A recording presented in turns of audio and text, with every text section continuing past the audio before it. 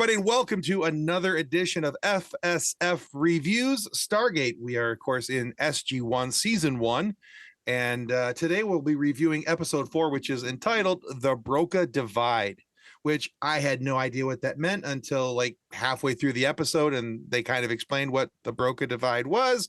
And if you needed me to explain it to you in person, that's pretty much not going to happen. I can just tell you it has something to do with the process of human evolution and the difference between this person and that person. It was invented by somebody named Broca. That's as close as I'm going to get you on it. But the Broca is a area in the brain. Right. But the Philip Broca person was the guy who discovered it and what have allowed them to go from one set of caveman thing to another like caveman thing or Australopithecusness. I don't know. That was something somewhere.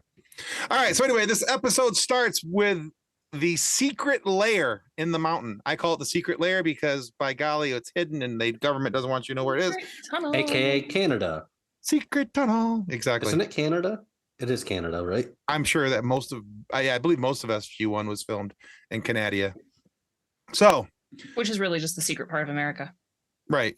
Or is America secretly Canada? It's the northest of North America. It's true.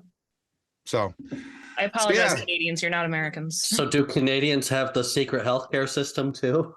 They have the better. Theirs is better. Can Michigan become Canadians? Well, we're like South Canada, so close enough.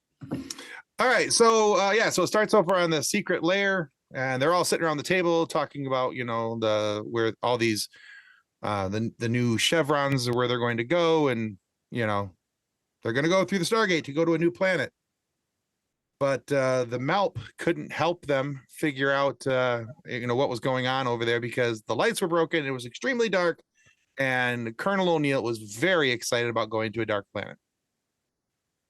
Not really. I also love they list off the planetary identification and why can't we name it something easier? Well, this is the binary code that the computer uses. Yes, which makes it easier. Like, it was like PH3X97. I don't know. I related to O'Neill so much in that moment. Because that totally makes it easier. I love the fact that they're all worried about going to the dark planet, and the SG3 Marines on the other side of the table like, don't worry, we got you. We'll cover your butts. We'll cover your yeah. and the we'll cover your butts. It's more about my front that I'm worried about. Like, yeah. I still have to say though, so they go right to the chamber and they fire up and we hear Gary Jones, the Chevron guy, calling out the chevrons as they lock in. Former guest of the show, Gary Jones. But I still have to say I love the animation though. Still, every time the gate opens and the water comes whooshing through and just whoosh. To me, that's just such a cool graphic, and yeah, I have a very stupid question now though.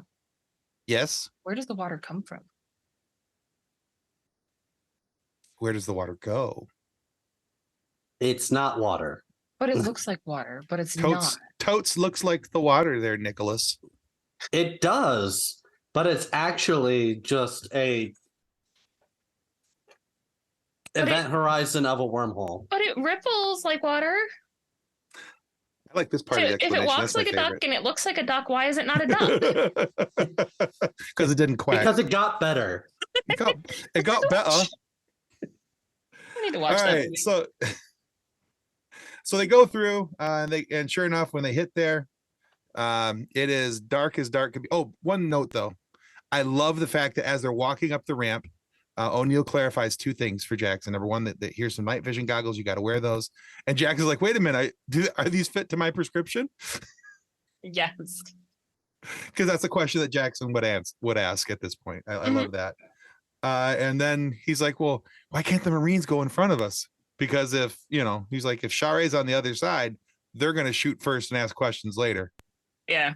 Oh. I also liked while they were still in the debriefing room before they went to the gate we sent the probe through, the atmosphere's good. It's like 40 degrees Fahrenheit.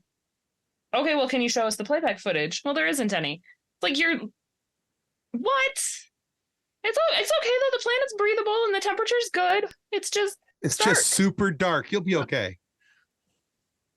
Here's some night vision goggles. The confidence is overwhelming.